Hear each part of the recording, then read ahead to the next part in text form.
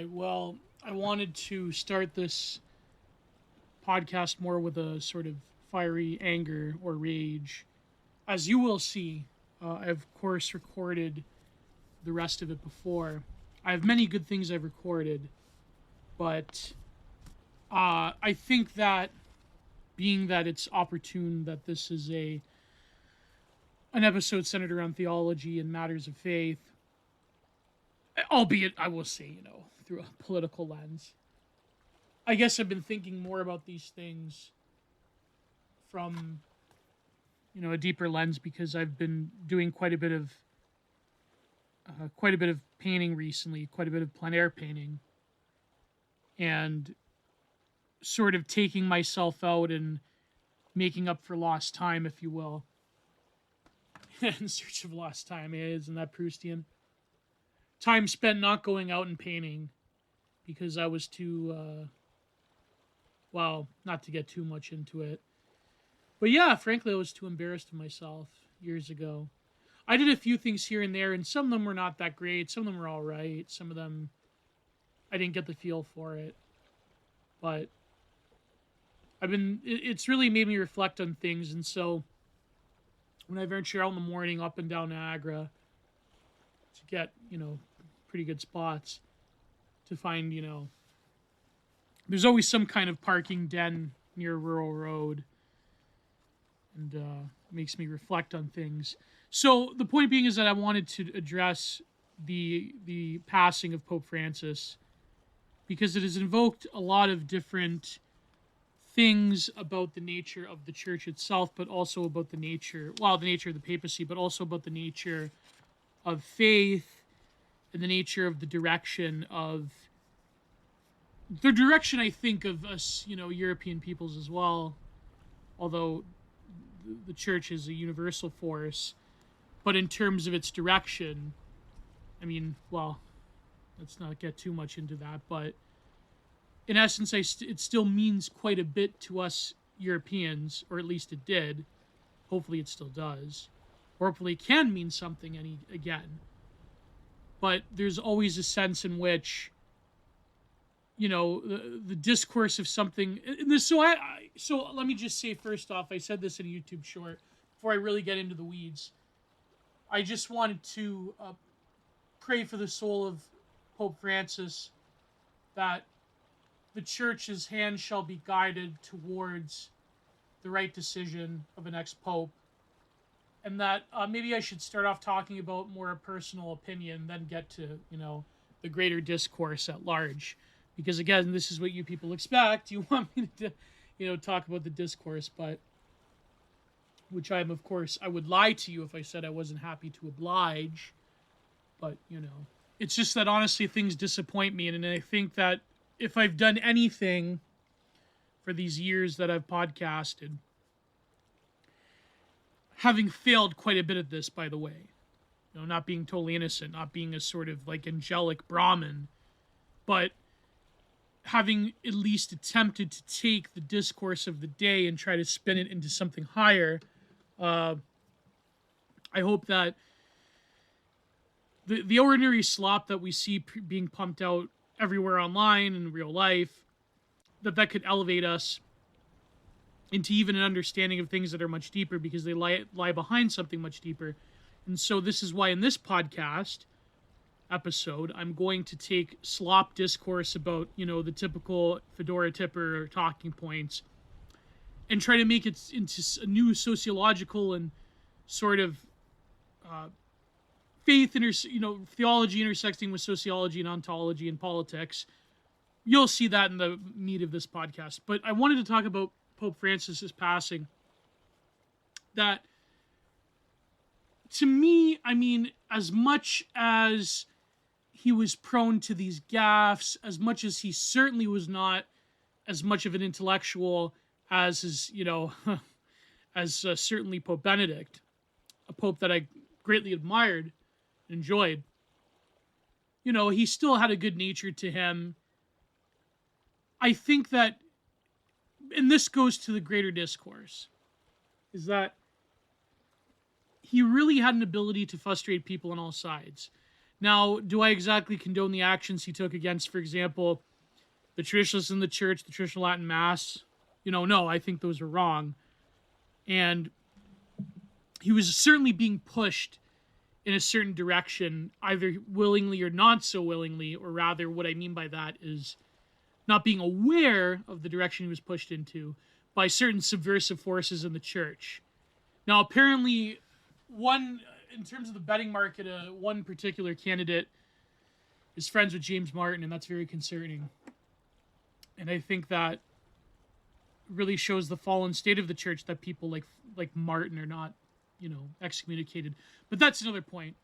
The point I'm trying to make is that the reason he had an ability to frustrate people is because I think that when it comes down to it, when you are talking about such an institution as the Catholic Church, the Vicar of Rome, the Pope, as an extension of that living extension of the empire, you know what I mean? When you think about, Christ's emissary on this earth, of course there's never going to be a very easy and succinct political category. Now, he did say a lot of lib sounding things, but then he also said things that, that pissed off a lot of the liberalizers. And some of the takes, some of the takes I've seen in the political right, I knew was going to happen. The fact that he was complicit with mass immigration into Europe, and the fact that he had this whole hippy dippy crunchy granola thing. And then of course you do have a lot of this sort of, not to do the whole faction war thing, but yeah, it's true. You have a lot of pagans and Protestants and, groups that I don't really have particularly a problem with, of course. I'm friends with some of them. But you do see those takes. You do see the very vicious type of posting. And, I think that there's a lot of room for criticism that is warranted of Pope Francis. But to me, as I've alluded to in this YouTube short that I did today, of time of recording this, the criticism from the political right, I understand. The criticism by trad Caths, although some rad trads and, some of them border on being CDs or whatever, okay, I understand. I'm not that into the sort of minutia of theology or Thomism or whatnot. But I think the greater perspective is very interesting. The sort of greater view of what the Catholic Church means to the world, but also to the mainstream culture. And so this leads me to the takes I've seen by the leftoids, by irony leftists, people that were edgy new atheists, that were 15 years old reading The God Delusion, and now they're aging soillennials. You know the type, right? I don't have to name their names, but I probably will. These types with, who's that idiot airbagged, or Sturgeon's, not Sturgeon's Law, but DKL Marxist or whoever. All these very despicable, and some of them are lobies that have suspiciously viral tweets. Talking about, there was this one thread by some, LARPing communists, but of course they're all, I've said before, I said in this, actually you're going to hear in this podcast, they're basically just rad libs. They're not real. What is a real communist in this day and age? It's like saying what's a real fascist in this day and age. You know what I mean? It's I think my good friend Trash World Citizen said it the best. We need to basically, as winning conditions are excavating us out of the 20th century, to where nobody, all the boomer truth he was referring to, that largely is a product of the mid 20th century, the late 20th century. All of that should be gone, and that the children of the future will have no consciousness of these these concepts, these polemics, really, from conservatives to the left or whatever. That's winning conditions, to dig ourselves out of the legacy of the 20th century. That's what winning conditions are. But anyways, so a lot of the sort of boomer truth that even Pope Francis himself would spout, but then he would say something that would throw a curveball into it, because you really can't boil the politics of the everyday with the Catholic Church. But it's very funny how people that don't believe in God, let alone are Catholic, people that spit upon the church, and I've seen some takes too, these leftoids gloating or whatever, even though They had this. So here's what is more subversive. What is more? I promised I wouldn't get angry, but I'm, it's angry territory. What is more subversive? Is it subversive to be like an edgelord, new atheist, that arm of the transnational progressive empire, where it's pure incredulity, pure cynicism? Sorry, I'm getting angry. But you know what I mean, like those type of people. The people that never grew up from watching George Carlin or Jon Stewart or whatever. Those type of people, excuse me. They attack me. Then you have the other side, which I think is probably even more subversive, which is to create this narrative of the wholesome Chungus, like, hippie version of Pope Francis, that he's just an old fuddy-duddy, but his heart's in the right place, and he hates capitalism, and he loves the earth, and he loves the immigrants, and, he said that he wanted women priests. Oh, but really he didn't say that. Or he said that we have to forgive, certain types of identities that really make a mockery of God's creation that is engendered. Oh, no, he actually didn't say that. You get the game there? Where they'll take something that is meant in a particular context to make it into something else. And all of these people that they worship the current political order, that is what they worship. Although not the Trumpian faction of it if you're in America, but certainly the sort of like modernist transnational progressive empire, which is really the ideology that informs most people in the West. Like that's what I mean by an empire. It's hard to say like it's a physical empire. It's more, I'm referring, I guess you could say, to a discourse, or I guess we'll call it the cathedral or whatever.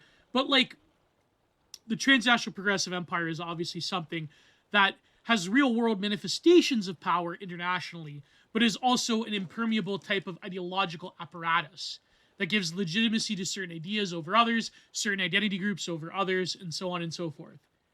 Those people do not believe, like, hard atheism is a key tenet of this.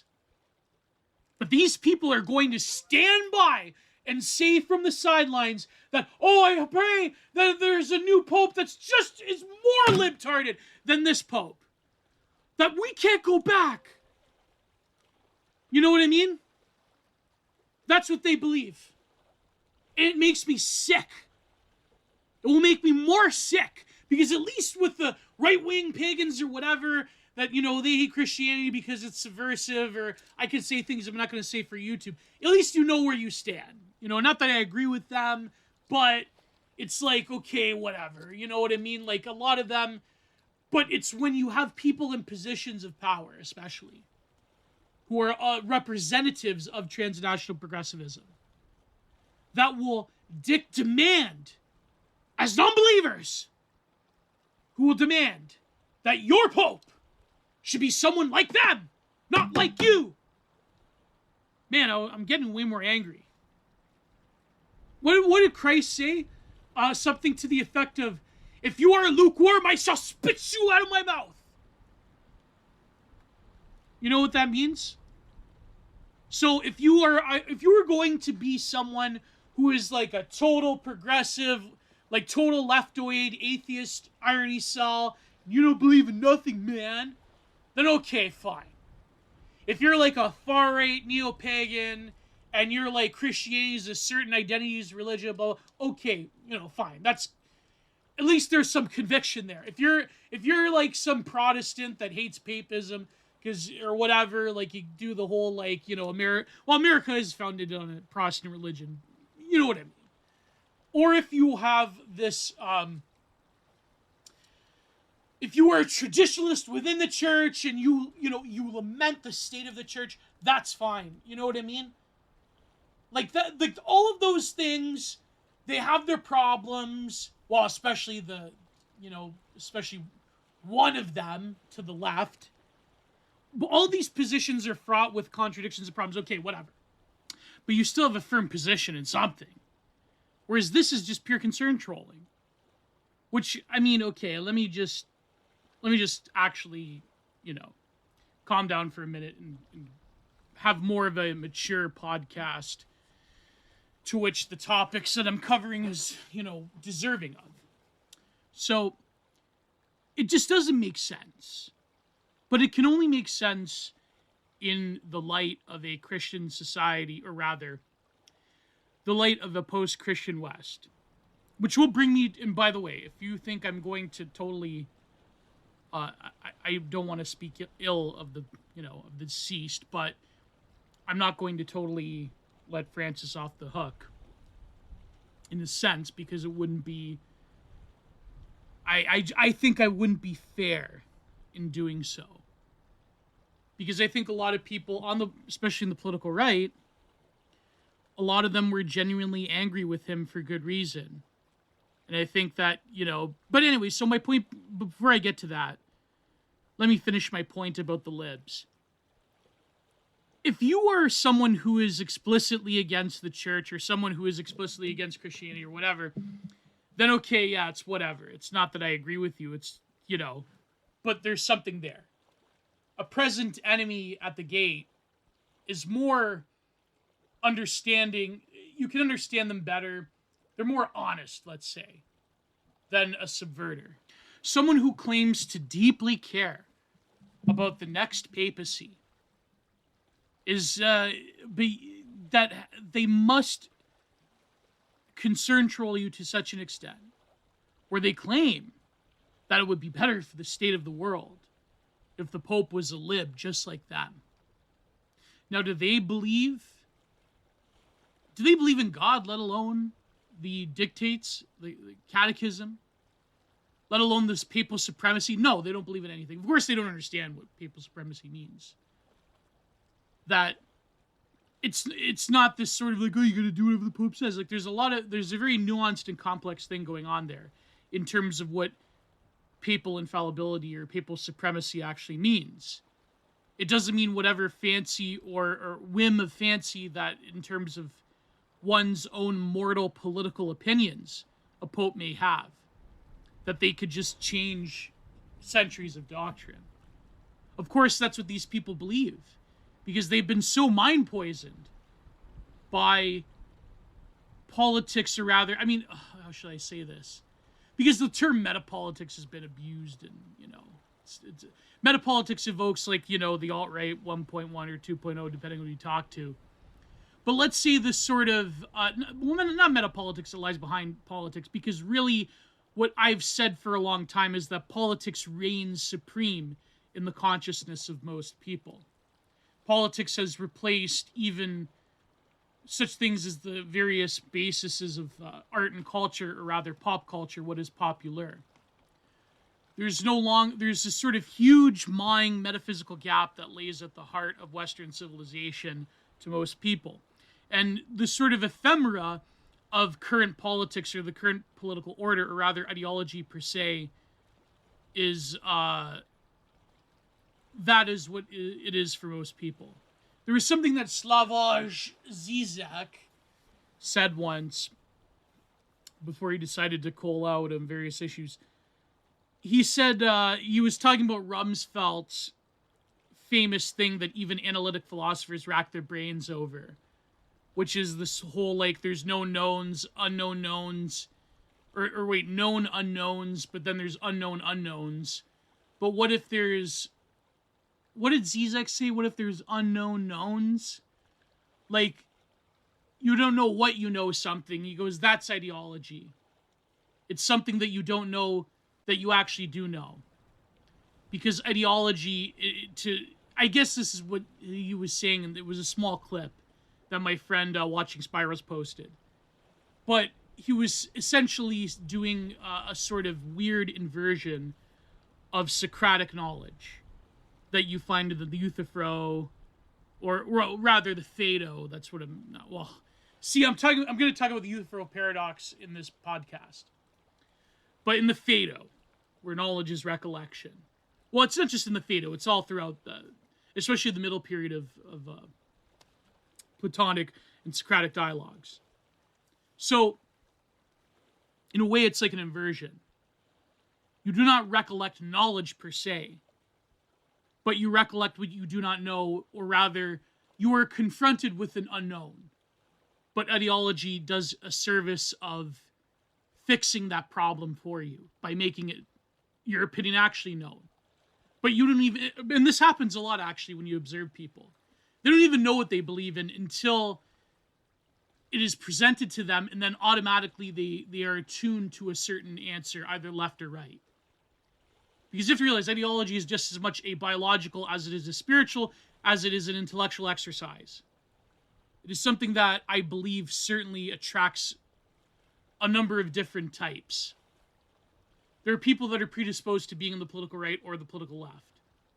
So, politics, because in the absence of the sacred, politics, as I've said many times before, takes the mantle of what people's consciousness goes towards on a very deep level. The sort of like collective unconscious is thoroughly shot through with ideology and politics, rather than the considerations of any church or faith, or the considerations of any sort of what Spangler would call the ornamentation of the work of art in a civilization, the particular style that we as a civilization create, or what did Spangler call it, pseudomorphogenesis or pseudomorphosis, where a civilization tries to mimic that of another. So because we have like this one global civilization, rather not, I would say it's an anti-civilization, this sort of like one global totalizing pop culture industry. Therefore, this sort of pseudomorphosis that Spangler talks about is rendered mute, because all these cultures are trying to mimic the center of what was once Western civilization, but is very much an anti-civilization in the hands of certain people, is very much a force that is going against its own civilization that created it, which is what the main culture industry is. And so I'll get to this, how this relates to the papacy. So all of these people around the world are mimicking something that by definition rejects the foundations of its own civilization. So the sort of process of pseudomorphosis that Spangler talked about, in terms of one civilization mimicking and LARPing the other, that is rendered mute because everyone is mimicking this one thing that explicitly rejects, like, you know, why transplant patients have to take anti-rejection drugs. Well, imagine a transplant without any anti-rejection drug. That is what the sort of main cultural force of transnational progressivism is. And it bleeds into everything. It bleeds into people's attitudes towards the papacy. People that are not even Catholic, but they care about it. Why? Because they see that not only is Catholicism the sort of culture industry go-to of like what quote-unquote Christian is, or Christianity, or even religion in general. When it doesn't matter who, even if you are a Protestant, you know, even if you are like an Orthodox, even if you're a Muslim, even if you're a Hindu, it's like, what is the pop culture reference? When I say priest in your mind, do you think of an Orthodox clergy? No, you think of a Catholic priest. Now, maybe if you're Orthodox, actually, I will say that if you're Orthodox, then your mind may go towards an Orthodox patriarch or a priest. If you are a Southern Baptist, when I say holy man or religious figure, your mind probably will go to a minister, a sort of Baptist preacher. But in terms of the vast majority of people around the world, especially cultures that did not take towards Christianity, in the Far East, for example, not the Middle East, because, you know, the Middle East was heavily Christianized before, well, you know what happened. So, what with Islam? So, when you say to people throughout the world who may have never even met a Christian in their life, when you say that word priest, or Christian priest, or Christian, what is the thing that pops into their mind almost on a gut level instinct? That is a Catholic priest. So, in other words, Catholicism, Orthodoxy, the sort of apostolic Christianity, that is, you know, not to bash Protestants or whatever, but let's, for argument's sake, that is the main depiction in our civilization of what Christianity is. And so, this is why these people care, because they believe that the Pope is like a political figure. And I hate to say it, but Francis did imbibe in that by making very overtly political statements. But then they're like, oh, but what about John Paul? What about the popes before them?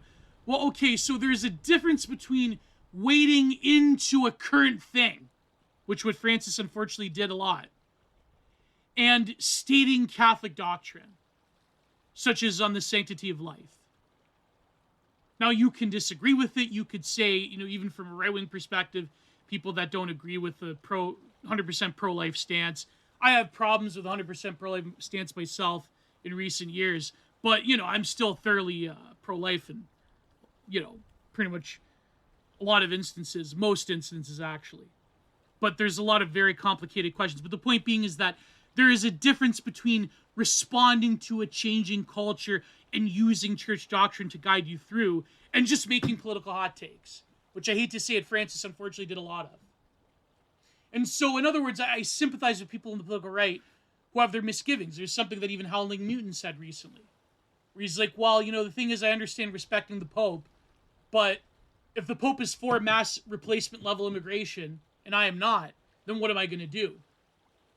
So, which gets me to another thing which I'll cover about this sort of drive towards the third world with the papacy. But the point being is that the popular instantiation of Catholicism in the sort of collective unconscious of most people throughout the world, that is why they deeply care, even though they do not believe themselves.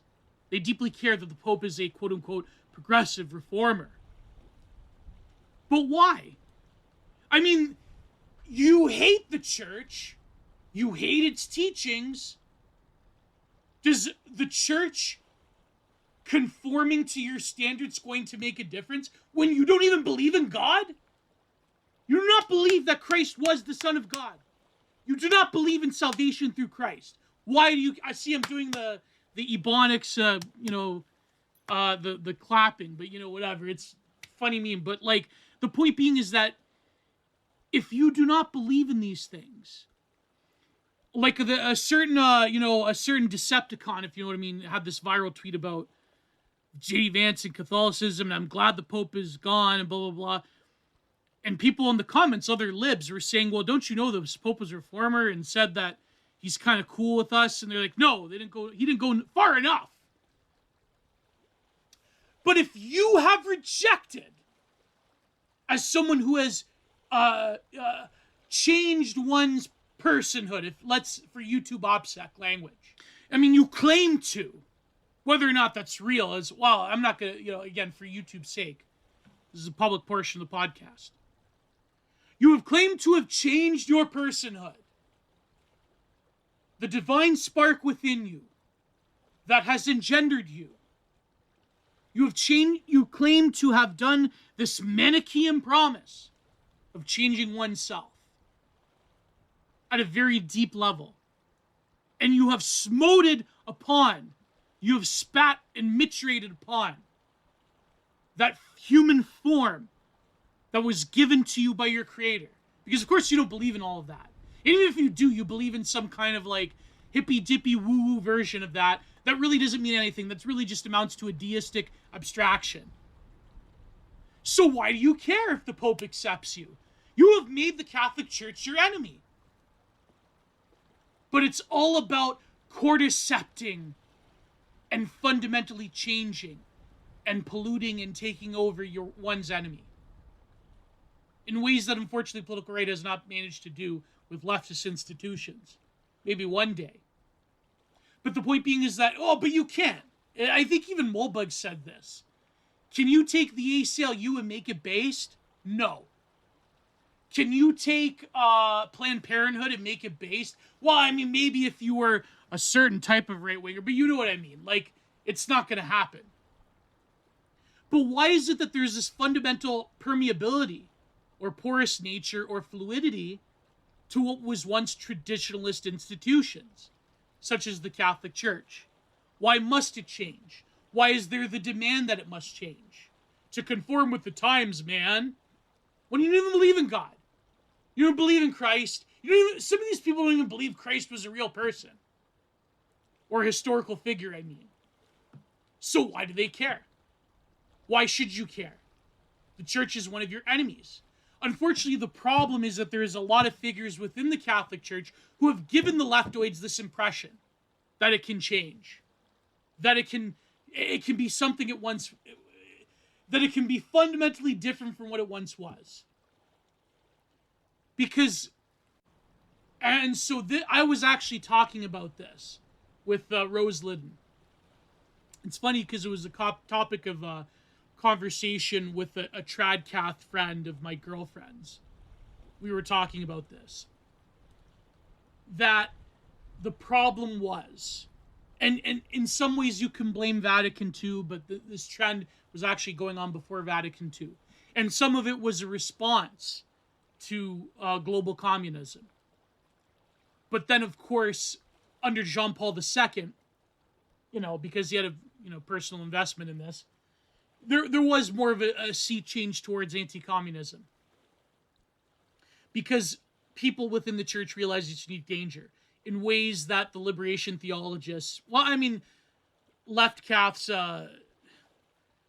there was this very funny tweet that a follower of mine said in response to a Cole tweet about, someone said, it was a viral 100,000 like tweet, about Tradcast, Cardinal Sarah is so racist that even Tradcast will forgive him for being black. Implying that all Tradcaths are racist or whatever, even though if they spent any amount of time in online, right-wing Catholic and Christian circles, they know that it's not the case. But a follower of mine said that, maybe Cardinal Sarah is so black that left cast will forgive him for being a trad. And that was a really great insight. That was a great take, I feel. And so let me actually look up who said this. That was a great take. I think I retweeted it. Where is it? Who said this? But the point being is that there's this sort of politicking around the Catholic Church that it's why does this have to happen? Because obviously there still is a, however small, however residual, however fading, there still is that remnant of what the church represents as the heart of civilization, specifically European civilization as we know it. Or as we knew it, rather. That was a bit of a Freudian slip. So, that's why they have this need. Because not only are they viewing the papacy as a political thing, in terms of, worldly politics, rather than a sort of ontopolitics that goes towards the theological. I ended up, it's funny because I think anything that anyone could review of it or say of it, Bishop Barron said better in just a shorter, long post on Twitter. That hideous movie Enclave, I actually ended up watching with my parents a month ago or so. And it was just disgusting. It was terrible. It was, it really was, it got the vibe of an American election. You know what I mean? And then in the end, it's what if the new pope was a certain identity or, was born that way? You look it up. You'll know what I mean. It's just very stupid. But that's the way people think of it. They think that there is no mystery. It's just it really is just an election campaign. And that's the way people are going to talk about it when the enclave commences, after the funeral. And it's terrible. It's disgusting. But I do think that there is a number of misgivings that Pope Francis, unfortunately, enabled in a lot of ways.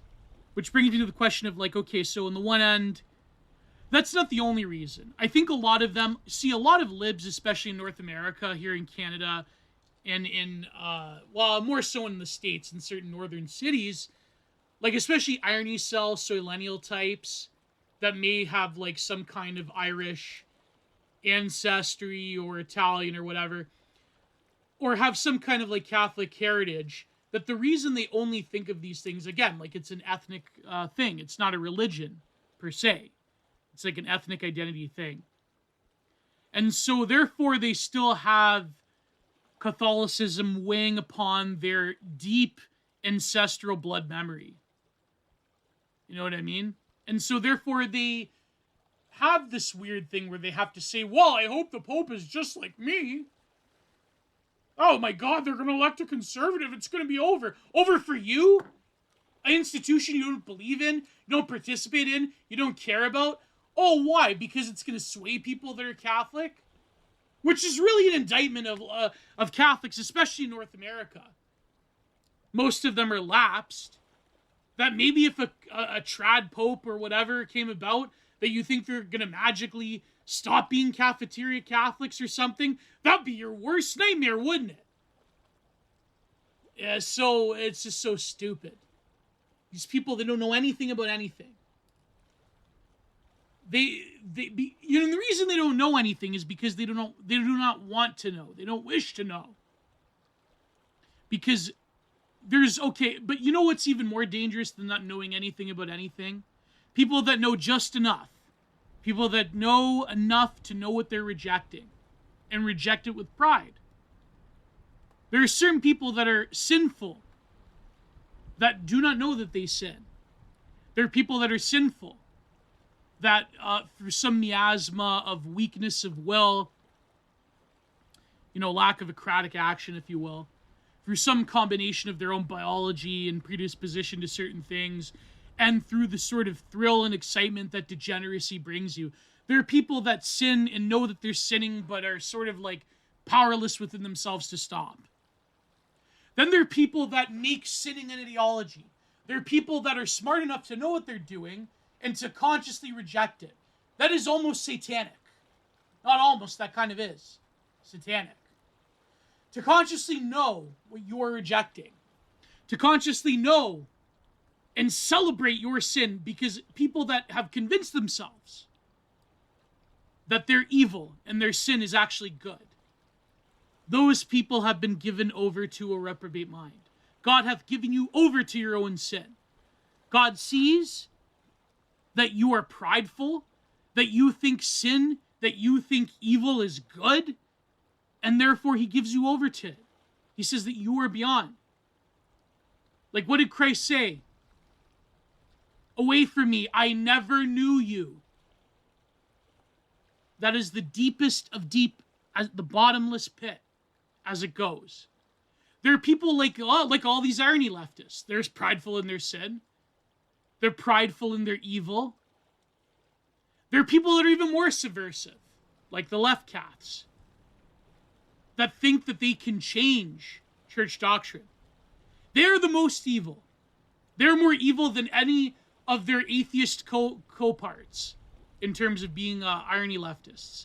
They're more evil because they have a fundamental bad faith within inside themselves. They know the church is a certain way, but they have to lie and interpret doctrine in a certain way. They have to know enough to lie about it, if you know what I mean. They have to know enough doctrine to lie about it and to contort it and change it.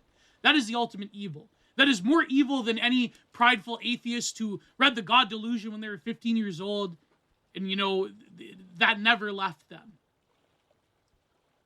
To be a left Cath is to be a number one enemy of the faith because they know enough to contort and distort and subvert. Like the liberation theology that came before them. Those people you cannot reckon with because they know what they're doing. So you could be like this edgy LARPy atheist. You could be this edgy LARPy Tron activist or, some kind of like LARP Satanist or whatever. It's like, okay, fine. That is a form of hubris. That is getting to it. But to profess the faith and work to destroy it from within, that is even worse. But I already talked about left Caths, I believe last solo episode, whatever. So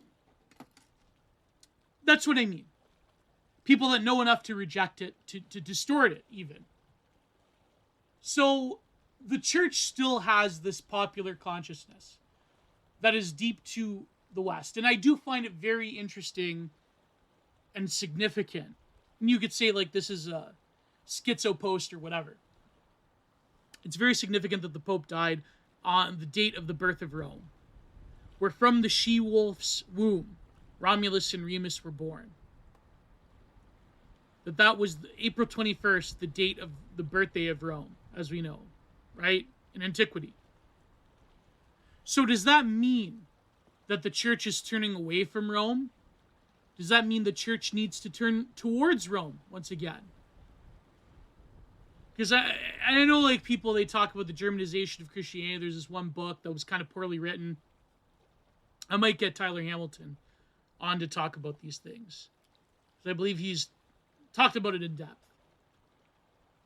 But let's say, for argument's sake, you know, I mean, I'm not the most learned person in theology or church history, but let's say, for argument's sake, the sort of culmination. Me and Peter Nemitz were actually talking about this, about how Christianity did, you know, coalesce into what we know as European civilization.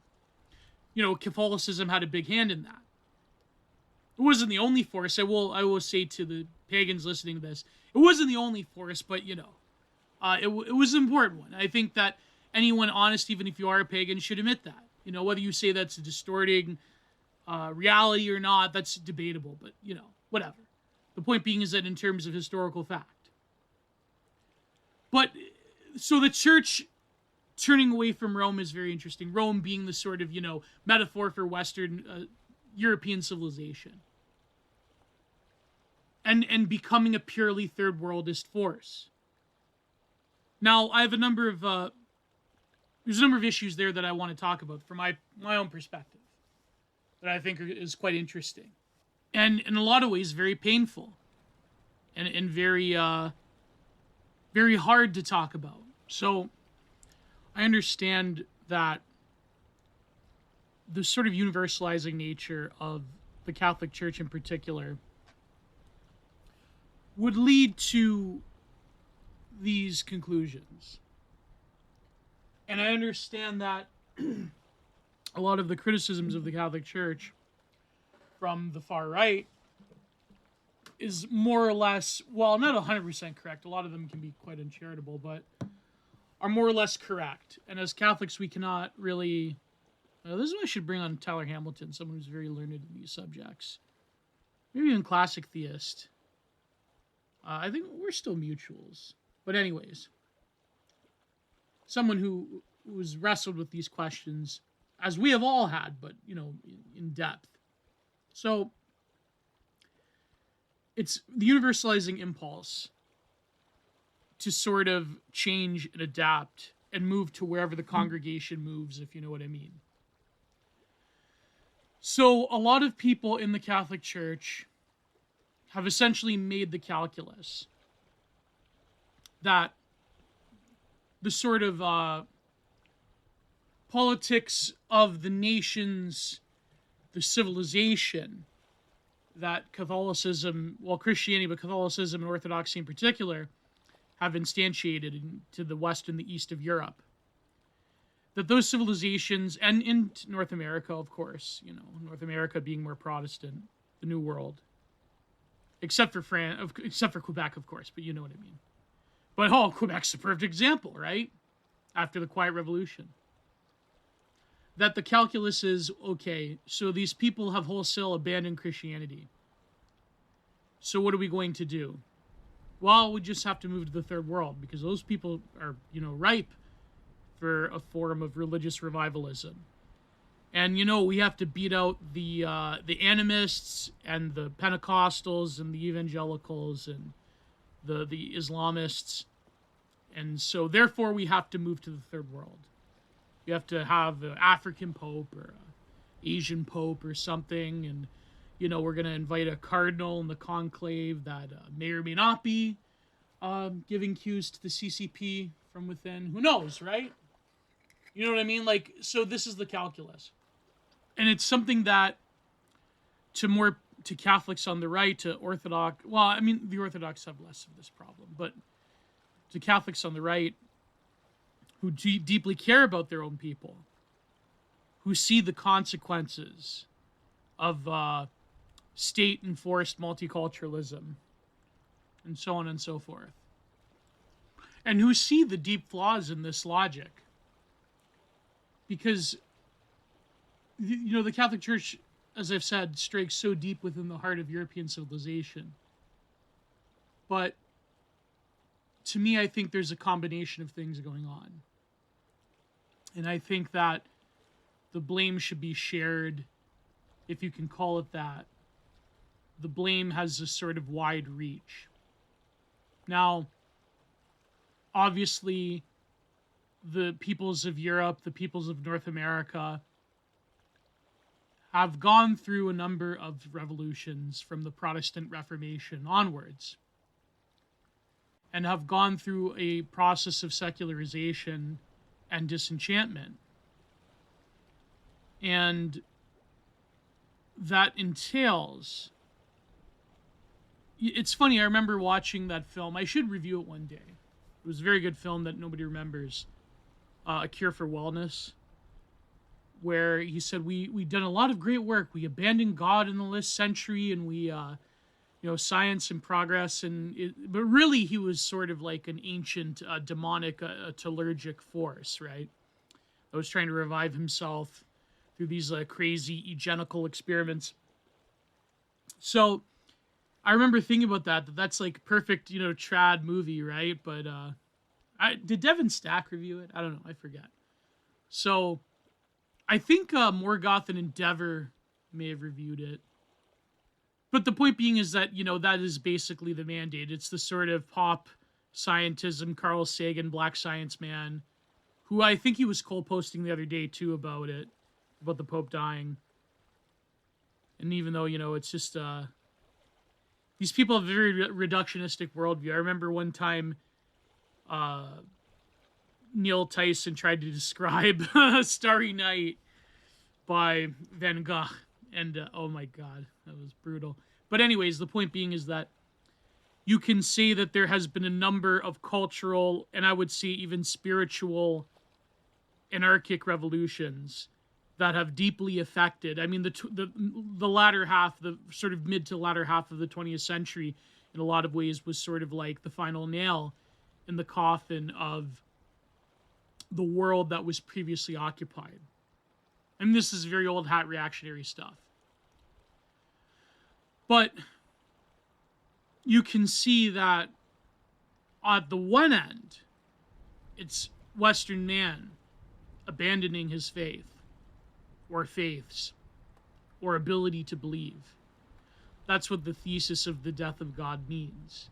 It's not being able to believe with an assurity, with a deep-heartedness, as we once believed. But on the other hand, you can say that the Catholic Church in particular made a series of monumental blunders by letting in various subversives into the church, various consequences of Vatican II, but even before Vatican II, I mean, some things were in some ways necessary, but then if you look at the history, if you look at certain particular actors that they let in, without going too deep into it, you could say that, okay, there's clearly something going on. Not to say I'm a seedy or anything, that's ridiculous, but, Then, of course, you have the inability to handle a number of scandals. And also the education in various Catholic institutions was left with people viewing Catholicism as essentially an ethnic identity aspect rather than a faith, to which you do not believe anything with any conviction, but it is merely something that you inherit from your people or whatever, your grandparents. And so you have this inability, having gone through Catholic education myself in Ontario, let me tell you, it's not very good. So you have a number of blunders. You have a number of scandals. The Ireland situation was a good, a pretty bad example. There was sort of a particular strain of Catholicism that was almost as rigid as any sort of, stereotype of evangelical Christianity. And so therefore you had a lot of people that had the majority of their social life and their sort of institutional life in places like Ireland and Quebec and elsewhere, that experienced a sort of intense rigidity that was often a result of the ethnic politics that was going on. Ireland is a perfect example of that. But the moment that those politics or the moment that those identities sort of experience a disruption, then Catholicism, as a result, is abandoned wholesale. It was less dramatic in Spain, because of course in Spain, Franco resigned. Franco was one of the few real successful fascist dictators that wasn't necessarily crushed from the outside the way it was with, other ones. So, and of course, Italian Catholicism managed to, being at the center of the Catholic world, also managed to maintain a form of sort of flexibility and maneuverability politically that managed to fend off it being broken apart, it being taken over by various Protestant reformations, and also it being taken apart at the knees by various political movements that were against the church. Like it was in France, then in Quebec, then in places in Northern Europe, you name it, right? Of course, France has a lot of trad-cath still, but, France, well, not doing too great. So, Quebec was the beginning of that. In the 60s, the wholesale abandonment, the wholesale secularization, the sort of shock doctrine level of fedora tipping that was preceded by a social revolution. And so the Catholic Church being a bulwark against Marxism, then being abandoned by those various North American anti-communist forces, that was over time realized, and this is what happened. And so this is why, in America in particular, the Catholic Church is in a very strange position.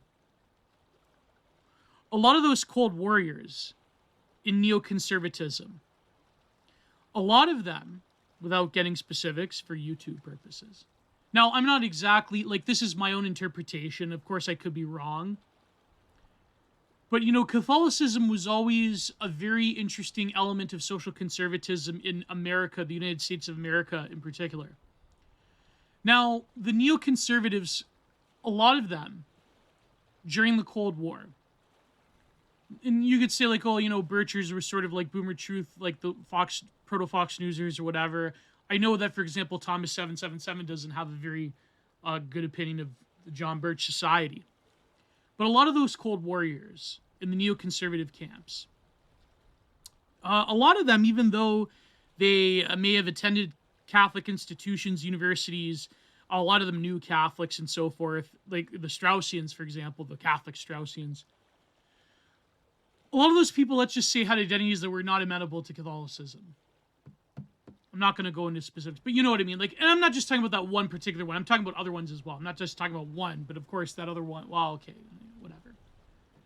One outweighed it, but then, of course, you had other ones that weren't exactly Catholics that came from more of a Protestant tradition.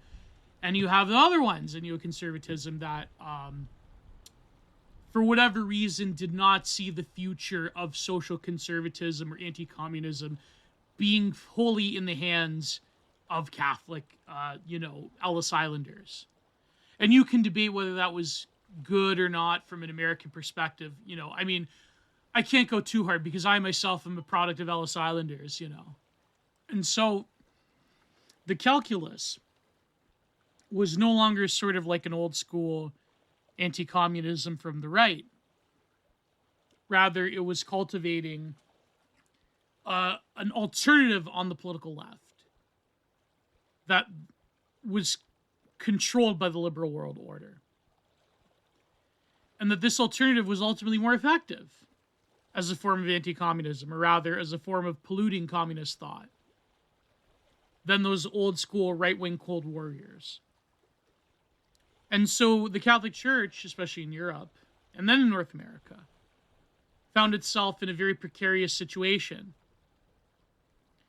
And these institutions that, doesn't exactly wield the same political power it once did, finds itself at an impasse. What does it do? Can it have political influence over countries in the West outside of like maybe, I don't know, Poland or wherever? Like, no. So, but is the mission to give up on its roots and to pursue this other thing, which is to become a purely third worldist religion? And so that's a very, I think, a very unfortunate prospect. Because we failed the church, and in a lot of ways, the church officials failed us. And so it's a very sad thing. And so when all these people in the media, they say that, oh, this is one of the most consequential enclaves in human history, what they mean is that they have to ensure another lib gets in to fully, quote-unquote, modernize the church. You know what I mean? That institution that is a sort of carry-on from the past that is extended into the future, into the present and the future, hopefully. That tradition. So the prospect of it is to be totally consumed by the modern world. After surviving reformations and wars and legitimacy crises and anti-popes and you name it. But it can't survive modern disenchantment. It can't survive modernism. It can't survive transnational progressive empire. That's what they're saying.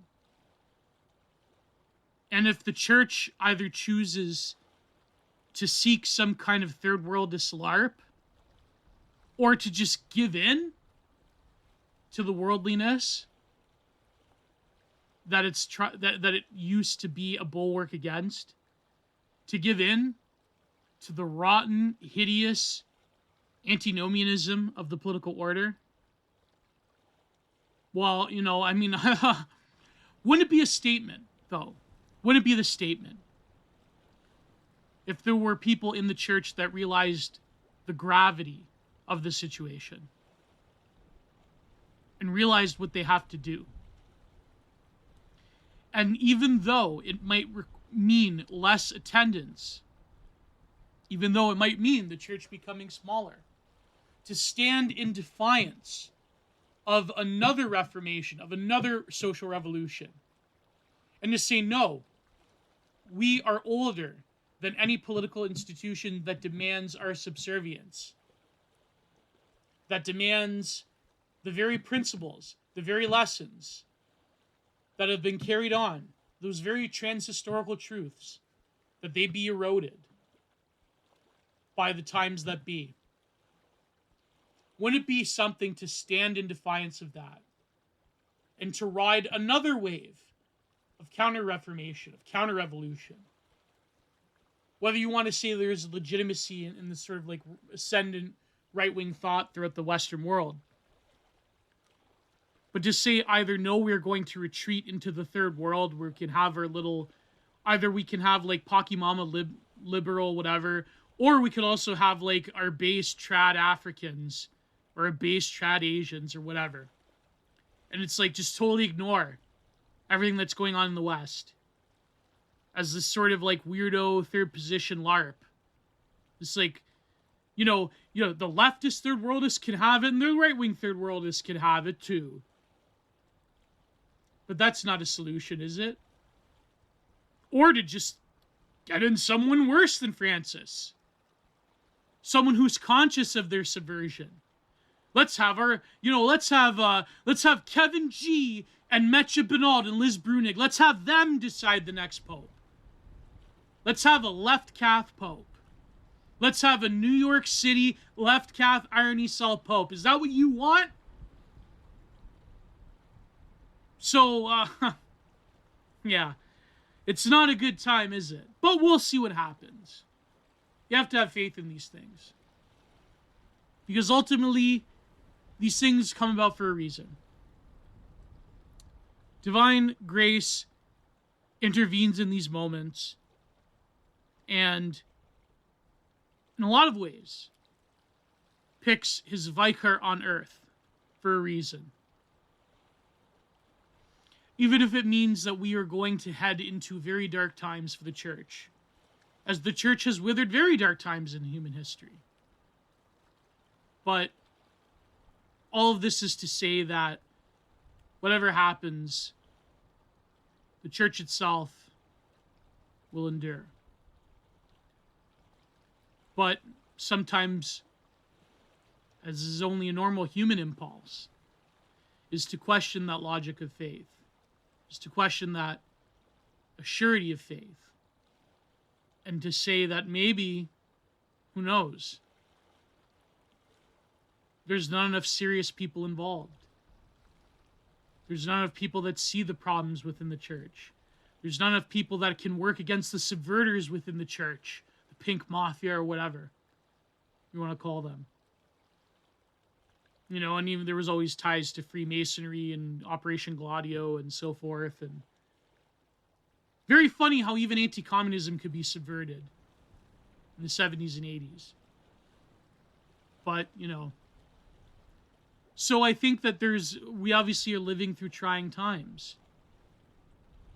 And so I just wanted to have a little bit of a, I guess, nuance, you could say. But let's have a little bit of a music break, and then we'll come back to the regular scheduled podcast theory selling. Okay.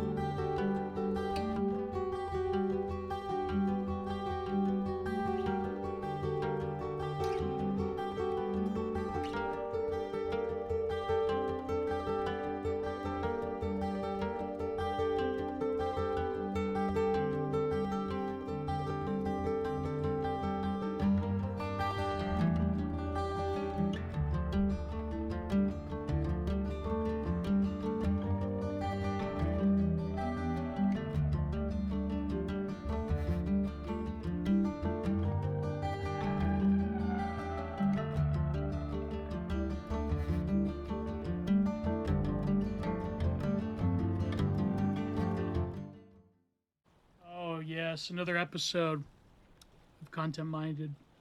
Hopefully, I don't know, I have such a loud, booming voice that I wanted to try and experiment with doing something a bit, calmer, I guess you could say.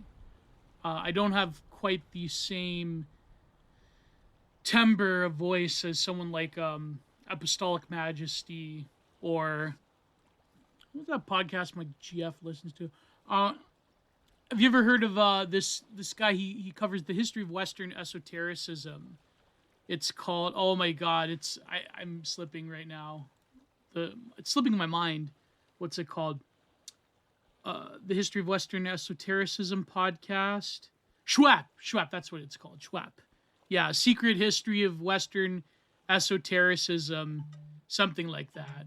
But anyways, I wanted to talk about a variety of things, but mostly about the nature of faith. And I mean, I'm not that learned on theology. I'm not someone like there's many other podcasts that do it. Classic Theist. Name Your Vision has a great one in our sphere, but then you also have like other ones. The people that are legit theologians and priests who are also getting in on it. Then there's, more normie-friendly stuff like Pints for Aquinas or whatever. But I wanted to talk about a lot of discourse that I've seen recently about this question of morality and faith and this concentrated effort by what I've noticed as the sort of millennial and, well, to an extent, Zoomer-orientated left wing online, specifically what you would call, like, the irony cells or the dirtbag left. But I also wanted to get a bit into the purpose of faith. And it's been quite a long time since I actually focused on any religious matters. I mean, it comes up here and there in Content Minded, but really, since I've actually quarreled with a lot of these issues, has been since, I want to say like since Follow the Rules, but certainly DA has touched upon, Digital Archipelago has touched upon various matters of faith. But I don't think I think it's been a very long time since I've actually dedicated an episode to such questions. But before I get into that, please like, share, and subscribe. Please support my work on Patreon or Substack. Both are only $5 a month, and as you know, things aren't things aren't going very well for us Leafs. So, this is my job. This is what I do. I've been focusing a lot on painting, and so I think that's what, in preparation for the opening of the Fiume Gallery, I am doing this series on Nietzsche's Zarathustra, which I'll try to have a bit of a futuristic bent, but a lot of it is sort of my exploration of the various themes, and it's really been forcing me to paint things that are outside of my comfort zone, such as Nietzsche's various animal metaphors within Zarathustra. So, hopefully I'm aiming for like 6 works, 6 paintings that have all these like elaborate borders and things like that. But it's very interesting. Before I started recording, I saw this image of, well, I wanted to talk about the nature of sort of discourse in general, especially when it comes to matters of faith. But I saw this image that was quite interesting from that 3D Renders account. What's it called? It's called Old School 3D Renders on Twitter. And I know this person was trying to politics post. But anyways, I mean, anyone who is interested in very, like, lo-fi stuff, you know what I mean? Or sort of, like, a weird sense of nostalgia for a recent past. I noticed that they do tend to be left-coded in that sort of, like, soillennial, irony leftist way. But nevertheless, I mean, it's very interesting how I find a lot of things fascinating that certainly a lot of my political enemies find interesting. But, from modern art to stuff like this, I mean, even Cruelty Squad or the millionth, free Steam games trying to be like Cruelty Squad.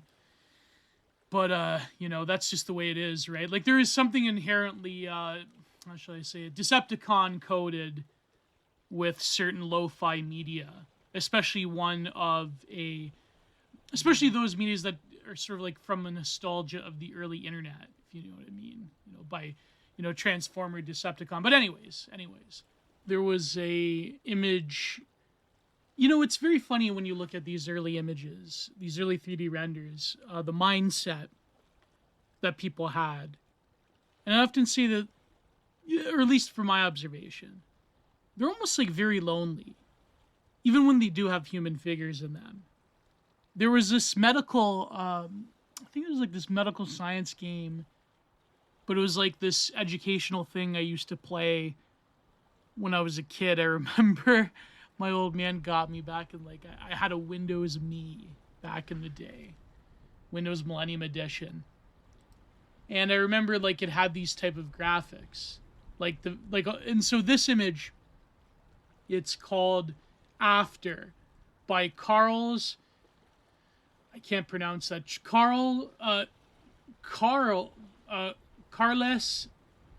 Trecuera Olar.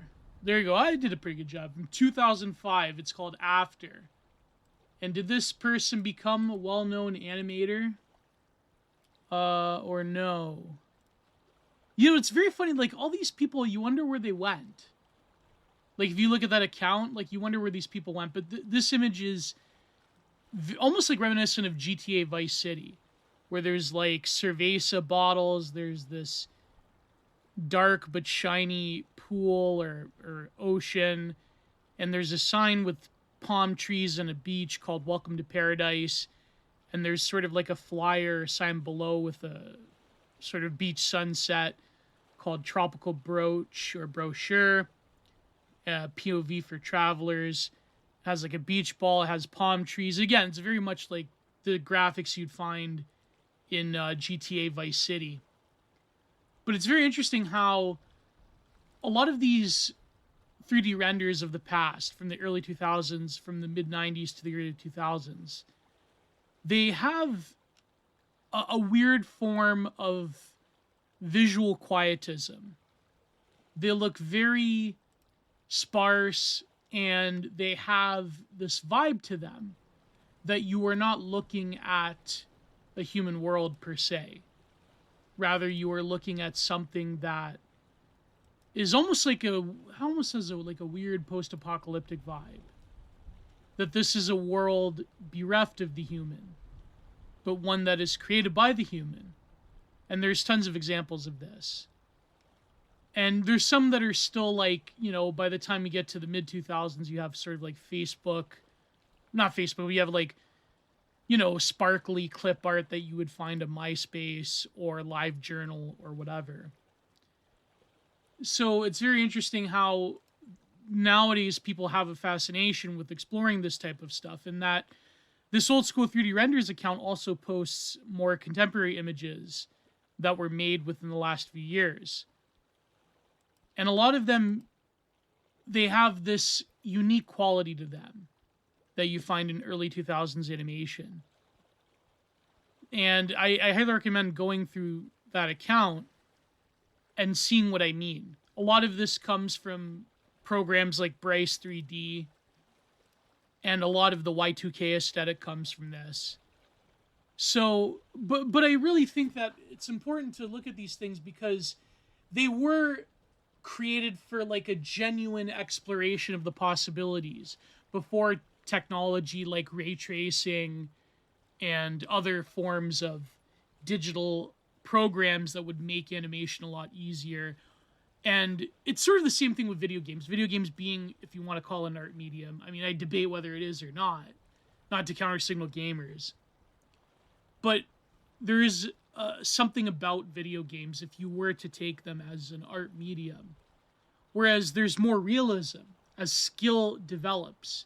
There is something that Robert Hughes called the spectacle of skill, where as skill develops, as realism becomes more palatable, as it becomes more of a similitude to the world, similar to photorealistic painting, where it takes hours upon hours to do a single piece, very minute brush strokes.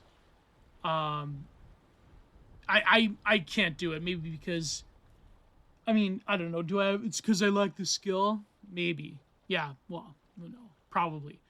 But also I think that there's something about like a very like tight and careful art that I admire, but when it goes to this sort of like overboard nature of photorealism, there really is no point to it, in my opinion. And it's the same with video games. It's the same with any digital art, where it's very funny how, in a weird way, it's almost like a form of like recent traditionalism or aesthetic traditionalism, where the video games that you played as a kid that had lower bit rates, that had less graphics, that had a sort of, a lot of game designers who themselves were not artists or were not professional writers, the way that you have, for example, in Hollywood, that they were trying to find limitations to the technology that was given to them. So, for example, like the original GTA team at Rockstar, they found a way to sort of like fractal the information to where the game would only load that world, that simulated environment, at any given time where the player was at. Whereas traditionally, video games had been the full thing is always ever present at the same time. But because you're having this very nuanced game with a world that has lore, that has different buildings you can go into, different environments that interact, you can't really afford, with such a limited bandwidth, to have the whole game loaded all at once. Now, I remember endlessly playing Vice City and like just screwing around. I don't even think I completed any of the missions. I think I maybe have completed like 1 or 2 or 3 or 4 or whatever. But I think like there was I was pretty bad at that. I was never like a real gamer, right? But there's something about these 3D renders of these singular images that create an environment that looks uncanny, because the reason it looks uncanny, and the reason I say it looks sort of bereft of the human, and that it looks almost post-apocalyptic is because we have to consider the light sources, and you have to consider the color choices. No, they didn't have a lot of blending, so they had to do almost like what Impressionist painters did, whereas they had to color match different textures and colors against each other, next to each other. They didn't have a real sophisticated way of rendering light that was on a gradient. So you had a lot of like solid color blocks that they had to work with, of lights and darks. And so that's why they have this unique feel to them. And as the animation gets better, now you have other color gradients, but there's sort of like a magic that's lost. There's a lot of these old animations that I'm looking at, these images, and they're usually of environments, of landscapes, of fantastical environments, but they have like something to them. There's some that are like pop culture slop or whatever, but as time goes on, you have this like weird kitchification where like pop culture franchises and like other fantasy productions, they become more predominant within these like 3D renders. But you have, like, I'm looking at one right now. It's called The Forest of Nowhere by Peter Zasbolks. I can't pronounce that. And I believe this was from the year 2000. And it's like a monk in a dark forest, and there's mist, and there really is like people creating these worlds that were singular. Kind of like the fine art. Kind of like the work of art, where the work of art creates a world unto itself. But there's like some that have references to the pop culture at the time. But you have to like look at the mindset of like these people, they're the early internet age, it's the early 2000s. What were they thinking? Why were they creating these worlds? Right? They were totally different. Some of them, did have mythological themes. Some of them were fantasy and so on and so forth. But there's something to be said about creating something at the dawn of a new industry that isn't beholden to a lot of, say, considerations of like, typical consumer culture industry stuff. A lot of this was just people thinking or feeling their way through something that was unique and something that was special to them. Similar, I guess you could say, to early deviant art or whatever. But, for example, like I'm looking at this one called Artemis it's like Artemis next to a planet with a bow. It's like a magical bow. And it's called Artemis by Uwe Zion in 2001. From 2001. And then you have like other ones of like various like landscape themes that have a fantasy bent to them. And of course, Bryce 3D had this quality to it where, you look at the Y2K aesthetic where it's like this bubbly, spacious world that had a lot of translucence to it, that had a lot of neon colors. Bryce 3D has a lot of landscapes that are kind of like bubbly and shiny, and there's not a lot of, and there is jagged edges, but there's not a lot of jagged edges. There really is almost like a mystical nature to them. There's always sort of like a lot of spiritual themes of these early 3D renders. And I'm thinking like, why has this magic been lost? Now I see, I'm going to talk about, faith and theology and all that, but please go and search, just even Google Bryce 3D. It's BRYCE 3D. And you look at the environments they created of that like the mid 90s, early 2000s animation where it's like these floating planets and these various geological environments with all of these geometric shapes, and it's very shiny. It's almost like you would find in, say, a lot of like these drum and bass compilations on YouTube. Like if you ever seen like the art that's in the P-Shy studio set on YouTube, that's what I'm talking about. That's all Bryce 3D. And there's like, a Mayan temple. There could be like mountains and endless sea that goes on forever. Because these are discrete worlds that have a sort of infinity to them. And a lot of then a lot of the vaporwave aesthetic takes from this as well. I'm looking at one where it's like a vaporwave head. I'm looking at one that has like this, neon platform in space with a chessboard and chess pieces in the sky. Everything's very shiny. Everything's very aqua color, or sort of like neonish, right? But these worlds, they're in this infinite blue planet. There's always this emphasis on water. There's this emphasis on the aquatic nature of an infinite world that expands on to the horizon. And I think like Brace 3D always had these certain elements that were very unique to it that lent to a particular aesthetic. And if you look at like early 2000s animation in terms of advertisement, in terms of consumer products, in terms of early internet images that were generated and shared and liked and so forth, then you know what I mean. You know this particular aesthetic.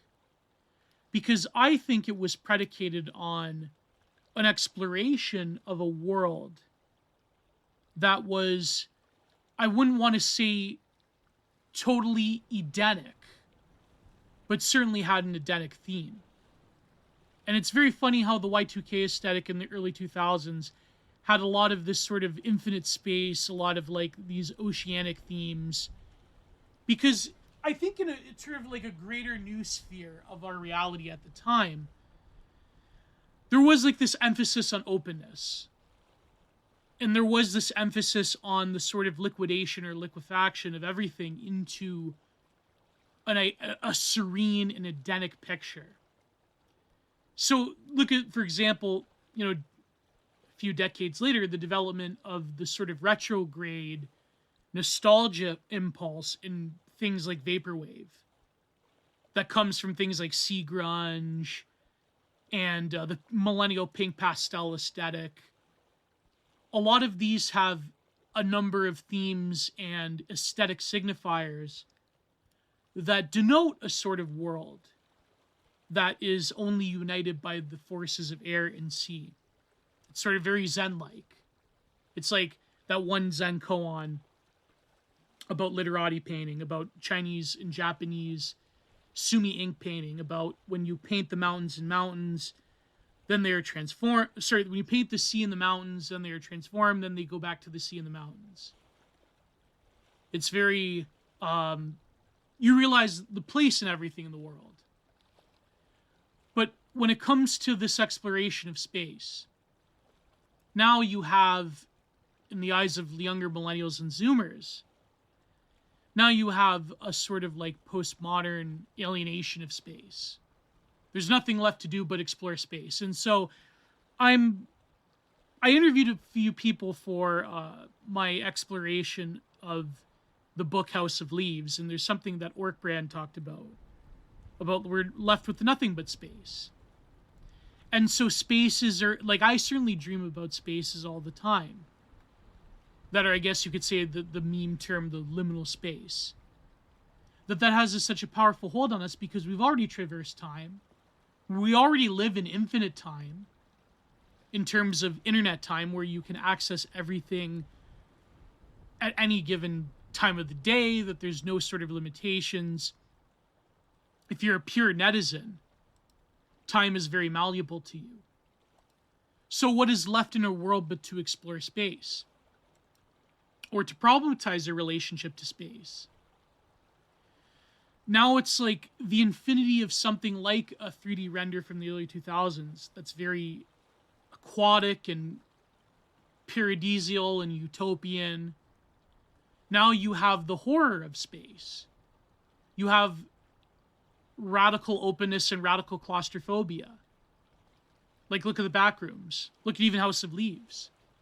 Huge, giant mega halls, bigger than any aircraft carrier or any stadium, next to tiny, cramped rooms that can rival that of, Harry Potter's bedroom.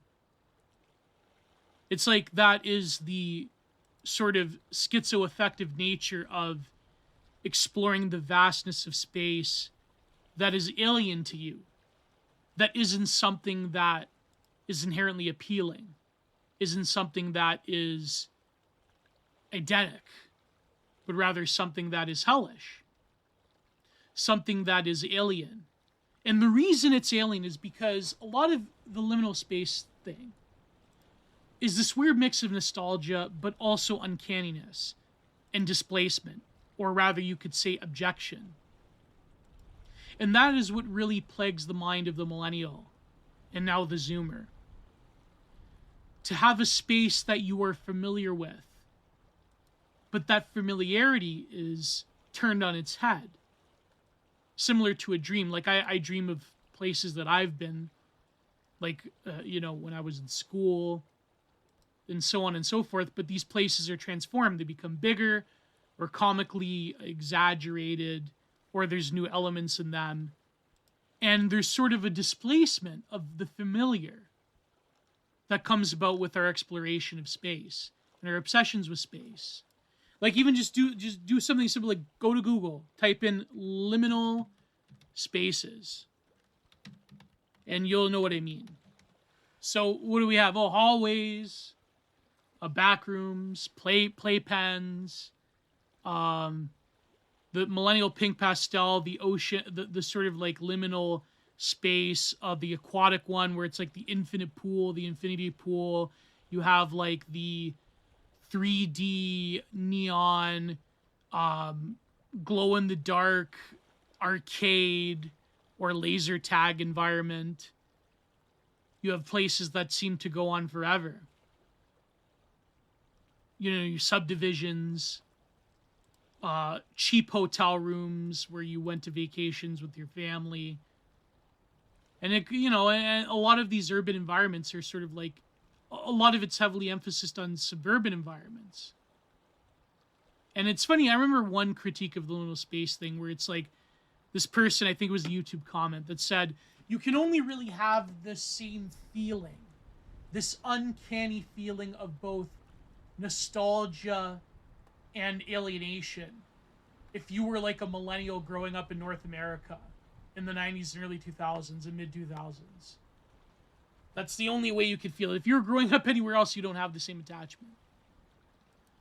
But yet those feelings are interpolated, or those feelings are transmitted to the rest of the world, where anyone can have the same feeling. And why is that?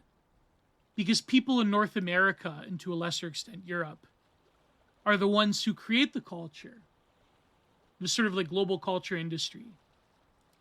And so that same identification with these spaces, in terms of the quote-unquote liminality of them, then that gets transmitted to people that even, didn't experience, let's say, for example, like a kid's party playpen place that you could tell was obviously some kind of like industrial, it's like, in the outskirts of town, it was some kind of like industrial park or factory that was some warehouse that was converted into sort of like a kids amusement thing where you had parties and food and whatnot.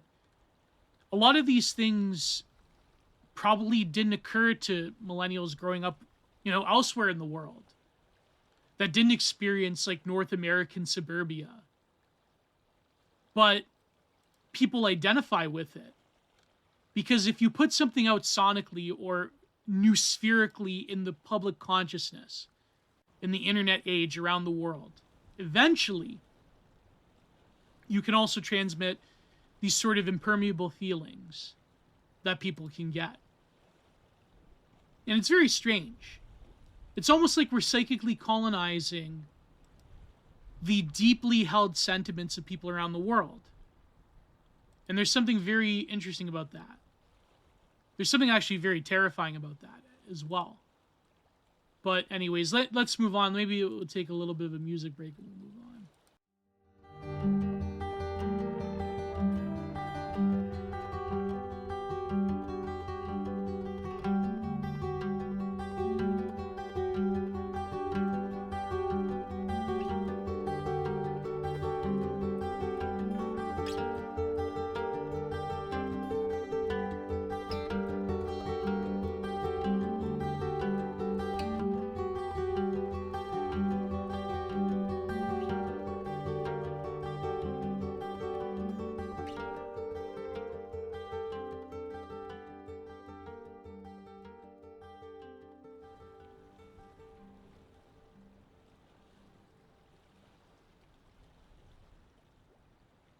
All right, and we are back. There's some people I know that do music.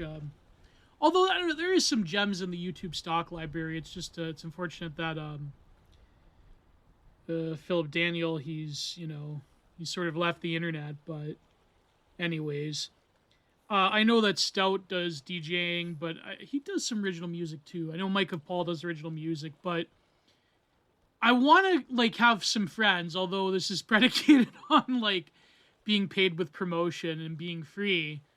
I know that Ancient Days has a black metal music project, so if any frogs out there who are mutuals, who are oomphies of mine, are also musicians. I wonder what happened to Three Shop. He used to have a lot of good electronic music. I wonder if he's still around. I'd have to look him up. I remember I did an album cover for him once. I wasn't that good. This was like years ago. I think this was before even the Chinese delicacy.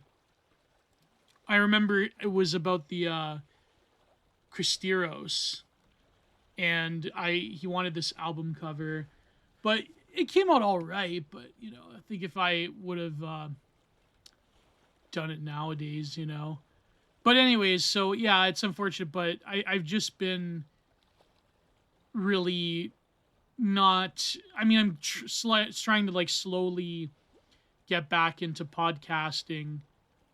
I dread sometimes looking at my Patreon. Oh man, I'm so shameless sometimes. But no, I've been mostly, because I've been doing the Zarathustra series, I've mostly been focusing my energy on actually doing art, but I want to get back into reading some more art theory. For example, I have this book that I bought. I've managed to find a reasonably priced copy called Buddha Mind and Contemporary Art. And the reason I found it was there was like some my Patreon's not that bad. There was some boomer that was an artist who was doing a lot of these collages with different mixed media, which is sort of like combining sculpture and painting, but he was sort of like, your typical San Francisco boomer. But I remember they focused on his bookshelf, and I saw this book, and I'm like, I have to get this book, obviously. And I've been planning a lot of content-minded episodes with people. And speaking of Buddhism, I think one day, hopefully soon, I will get Jingoku Cake, my good friend Jingoku Cake, on X, who has a great Substack on all things Buddhism. I'll get him on the pod one day. But I've just been, and I have this other thing lined up. I'm finally going to do the review of the Bell Jar with a very special guest, by the way. So whoever paid me to review the Bell Jar, you are going to get your money's worth. Let me just say that this particular writer / e-girl is uniquely equipped to cover the Bell Jar. So you're going to get your money's worth. Anyways, and I'm going to review Naked. I'm going to have a little thing about 2001 Space Odyssey.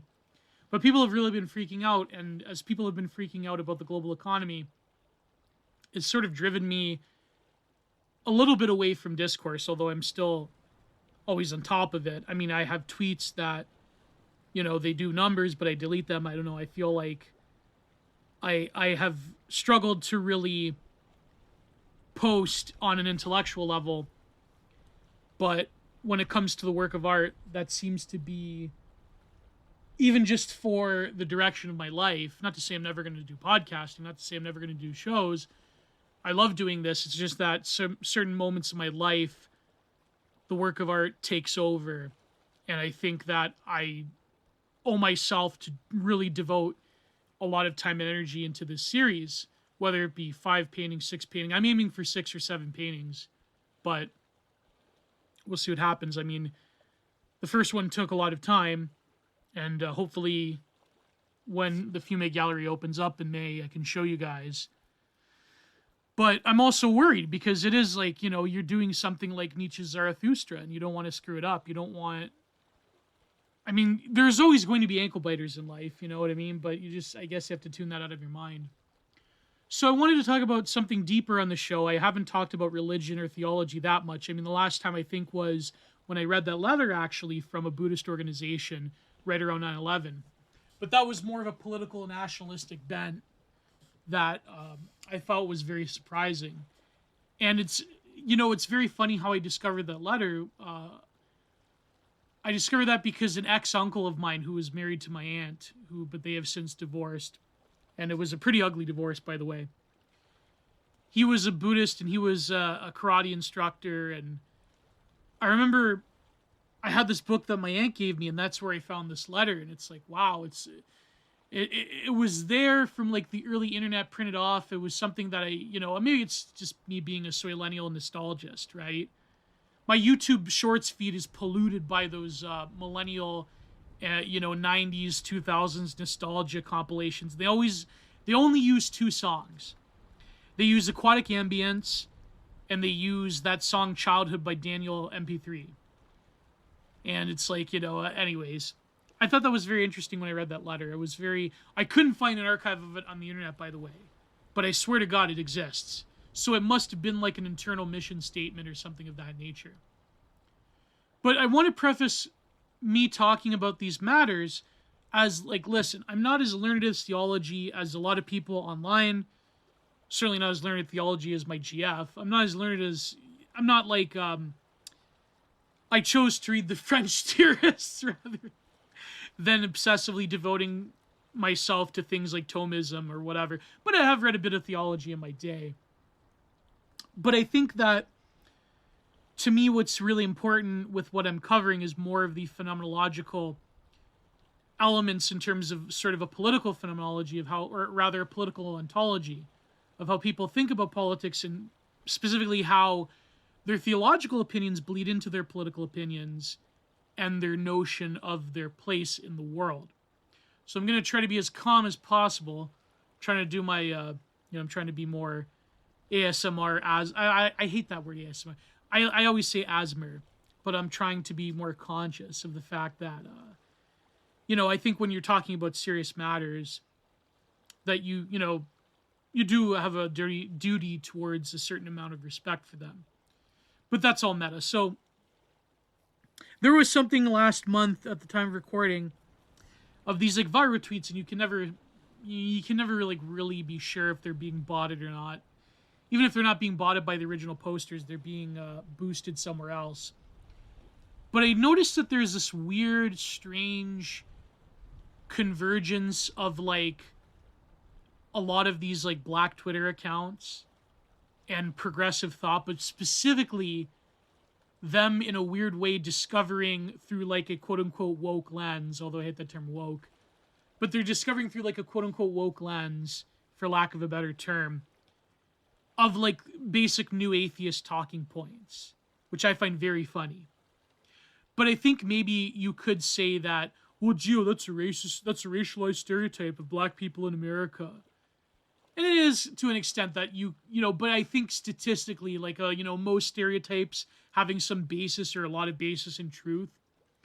I think statistically, black people, like African Americans, both of the original FBS variety, foundational black, FBA, the original like FBA Americans, foundational black American, and also of immigrant extraction from Africa or from places in the Caribbean, they tend to be more religious than white people and Asian people. But of course, Asian religiosity is always complicated because, especially when it comes to newly landed immigrants, there's a question of them not conforming, especially from East Asia. Maybe not so much with Hindus, or Sikhs, but like certainly from East Asia or South Asia or so forth. Not South Asia, but East Asia, what used to be called Indochina, places like Japan, places like China proper. The question of their religiosity is different because of the nature of things like Buddhism, as opposed to what you would consider as religious practice as practiced in the Western world with Christianity, with the Semitic religions, or with even paganism. Although even certain forms of paganism are nuanced and sticky in terms of being a believing theistic pagan, as opposed to it being a sort of like, I don't want to denigrate it by saying LARP, but certainly let's say a lifestyle practice and identity as opposed to a form of what we know as quote-unquote religiosity. But when it comes to a lot of African Americans in particular, from what I know on the outside, and even people here in Canada, is that you do have like a lot of weird new spiritualist and new age movements intersecting with things like Christianity and intersecting with things like such as a Nation of Islam cargo culting of African spirituality. But, to me, I think that's more positive than these people. These people are trash. These people are materialist through and through. But the way that they're materialist is very interesting from a political, historical perspective. Because, and this is why I say it's less so about theology proper, more so about the political ontology of what people's beliefs actually are, which I will explain with reading these tweets. So, there's like, for example, there's this guy on Facebook. His name is Dr. Will Coleman. And he's this like Pan-African Christian revival African spiritualist. And he like, I think he also reads fluent Greek and Latin. And this guy's incredible. I think his like streams on Facebook get like thousands of views. I personally think that, if you could encourage that type of thinking among, FBAs, I think that would be great. I think that, a lot of the sort of like, I think in hindsight, we can look at, for example, more spiritualized versions of the black separatist movements. Maybe not necessarily Nation of Islam proper, although there is something to that in terms of like their engagement with the greater political whole of America. Certainly, like, for example, this is, Dimes is more learned in this from Blood Satellite because he, grew up listening to rap. But apparently a lot of rap and hip-hop stars are affiliated with Nation of Islam. I believe it was, who is Mobb Depp? He's like a 5%er. For those who don't know, I think it's in Nation of Islam, they believe like 5%er, is it 5% or 4%er? Correct me in the chat correct me in the comments if I'm wrong. But they believe that like 5% of all black people on this earth are spiritual ascendants or something of that nature. So anyways, but this is like a hard materialist turn that intersects with their left liberal transnational progressive politics that is usually embedded in things like, racial grievance mongering and so forth. So there were these people talking about, first of all, it was that hideous ghoul, Evan Loves Worth, ESJ on Twitter, who is really given over to a reprobate mind. There's people that are prideful in their sin, people that are prideful in their damnation. I truly, I get heat from other Catholics for this.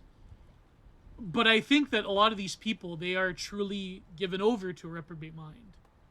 Because they are ill-repentant, because they are prideful in their beliefs. They are prideful in their materialism. And I'm not talking about like a very sophisticated, nuanced, philosophic materialism. I'm talking about like a knee-jerk, almost reactionary in the purest sense of the term, materialism that presupposes a supreme metaphysical poverty on all of existence. These people, if you truly examine their worldview, it's a very, not just destructive, but it's a very, not just destructive and nihilistic, but almost a very sad worldview. But anyways, it's sparked off by this hideous ghoul saying like, you're a psychopath if you believe, if you're compelled morally by religion. In other words, what they're doing is baby's first deontology. Baby's first Kantianism. But, I tend to agree more with I know people say Nietzsche nowadays, but like, Nietzsche being a great critic of that. Of course, Nietzsche has, a very negative view of Christianity, but I tend to agree with him in the essence of there not really being an interestedness. But there's a confusion there with their perception of Christianity. And the problem is because these people are mediaized subjects. They have been given over to a media depiction of Christianity in America. And unfortunately, a lot of Christian churches, and America is a Protestant nation, but especially us Catholics as well, have done a terrible job on educating people from the time they are born to when they can have a more conscious mind about things later on, into what they mean by the intersection of belief and morality as such. Because if you have more of a nuanced, sophisticated view of morality in terms of Christian or any religious belief, they never talk about Hindus. They very rarely talk about pagans. The only time they ever talk about pagans, these leftoids, is when it is to bash like people that are on the political right who happen to identify as pagans. To which I am not, like, I have no, like, as people know my position on this, I am no enemy of the pagans, as long as they're cool with us. There's some pagans that are quite annoying, they're quite vicious, and they, make up a lot of things, but there's a lot of them who are just, I hate to say it, but like us Italian Catholics in particular, we have a lot of, there's a little bit of a genome in us. There's a little bit of a bio-religious commitment to a lot of superstitions that can come off as very, like, pagan-like of our pagan past. So, even me, myself, I tend, well, anyways. So I don't really have a problem with pagans in the right wing as a whole. There's certain very annoying voices that I don't care to mention, but, I don't know, there's a lot of this performative thing people go around that they're like, oh, pagans, like, I don't really care. I mean, I have friends who are pagans, and yeah, I'll just leave it at that. I'll leave it at that. I'm not gonna, anyways. So I think that there's in all belief structures, whether it be Buddhism, Hinduism, Christianity, Islam, Judaism, paganism, you name it, right? When it comes to this message of worldly behavior, because ultimately, almost every religion, almost everyone, including, you could say, the vast swaths of paganism, have a notion of both the soteriological element of salvation, something that is of a higher level, something that is the state of one's soul, even if they don't have a conception of a soul, but rather the state of one as achieving a level of understanding. Whether you want to say that's metaphysical or something that is in some ways an anti-metaphysical system, such as the various schools of Buddhism. There is something there. Now, there is, of course, an intersection with the worldly behavior of the subject under such religious ecstasies. That is always hand in hand.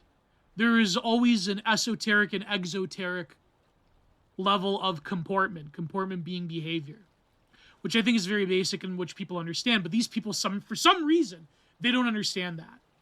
Or rather, they are problematizing it because they're given over to a largely Western, ironically enough, but also fetishizing the other when it comes to the religiosity of people in sub-Saharan Africa, or people in Latin America that are not Christian, or people in the East or so forth, although they've abandoned their New Ageism. But I notice now, as much as the left took a secular turn in the West during the 80s and 90s, especially in the 2000s, especially in the mid-2000s, I noticed that there is a coming back of certain things where they will use the language of the Christian God. They will use the language of Christian morality against the political right. The hell that they don't believe in. I even saw today someone replying to Martin. Was it Martin or someone else? Where they were, I think it was Solion. Where someone said about, you're going to go to hell, blah, blah, blah. And he goes, listen, you've never had a sincere belief in hell in your life. Because if you did, first of all, you wouldn't be of a certain identity group. I'm not going to say it for YouTube reasons.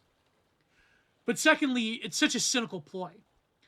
But behind all of that, they're largely secular. And their basis of morality is this evanescent, humanist, secular humanist, UN Charter of Human Rights and Freedoms nonsense that is not based in anything.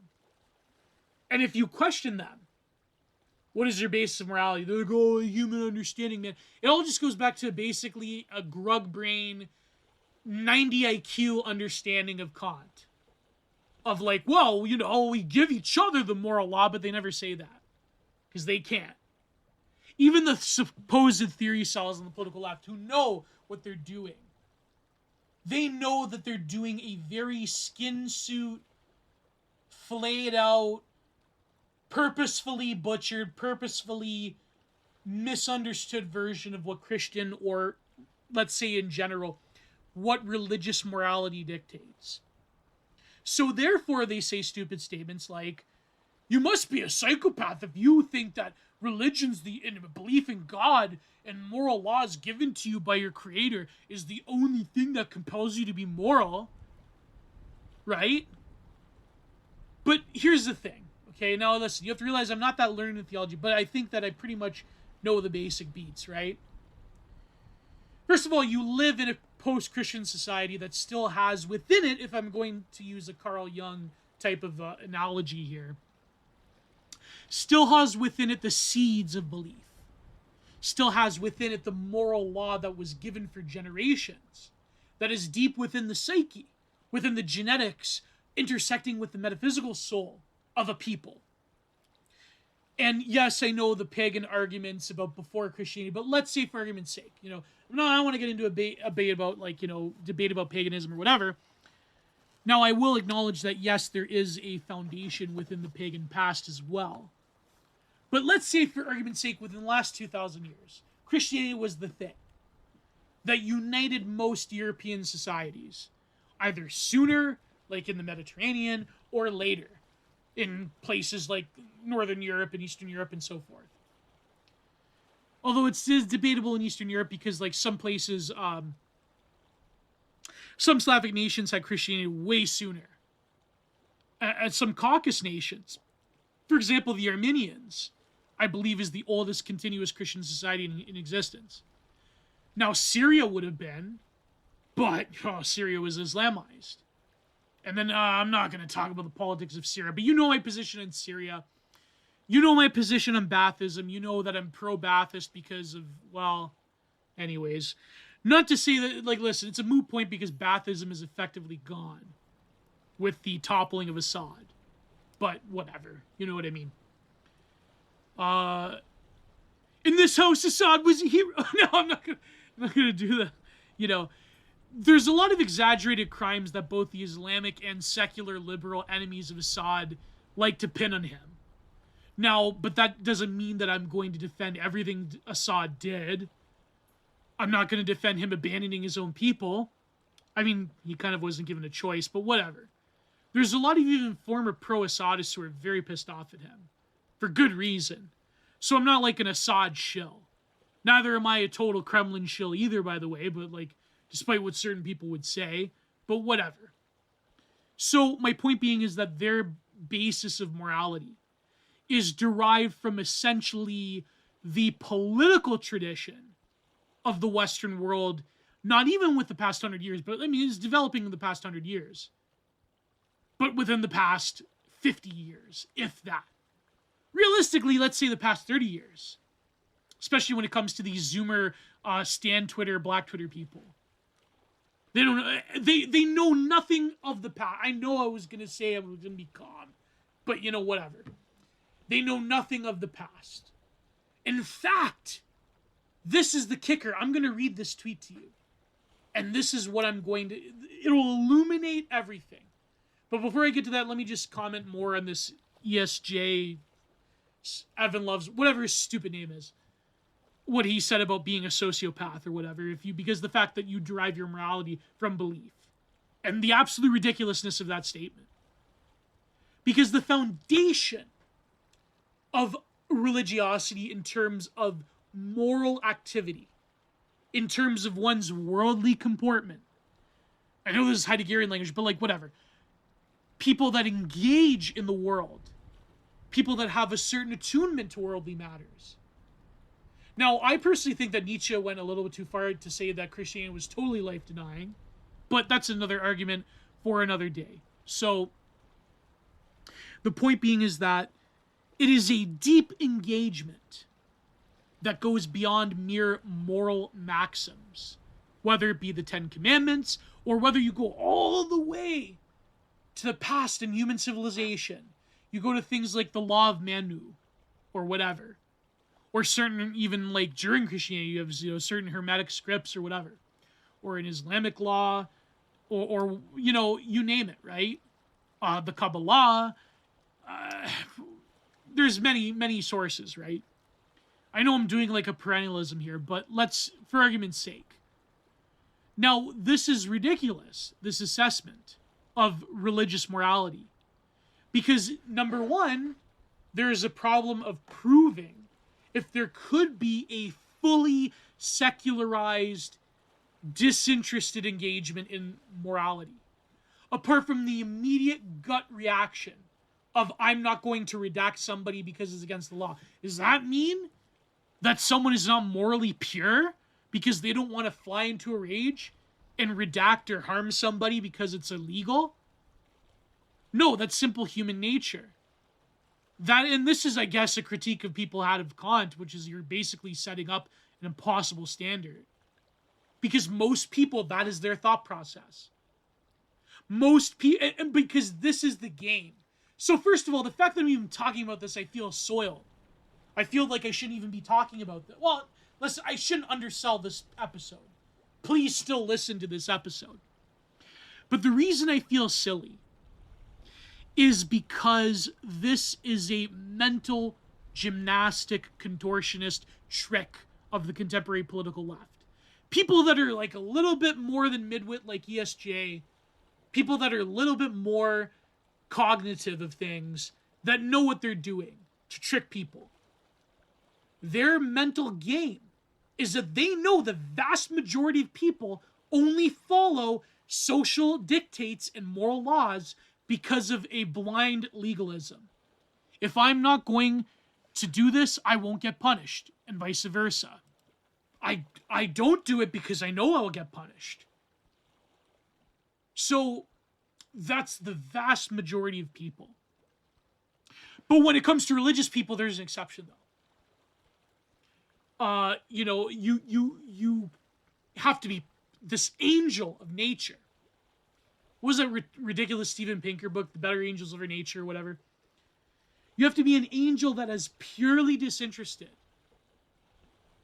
which includes not deriving any morality from a religious dictate.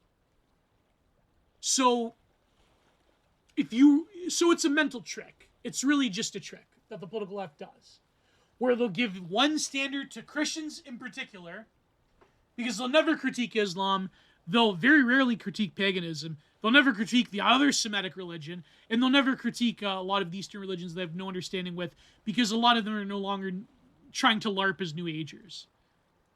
So they give Christians an impossible standard. But when it comes to everybody else, So in other words, you have to be this sort of, not even Edenic or angelic being, but you have to be a pure human noumena that can rationally comport to the world in terms of moral maxims. But where do those maxims derive from? They derive from their own reason. And they have no interest whatsoever. We do them because they are universal. But that's not real. That's not real in terms of the average person's engagement with public morality, right?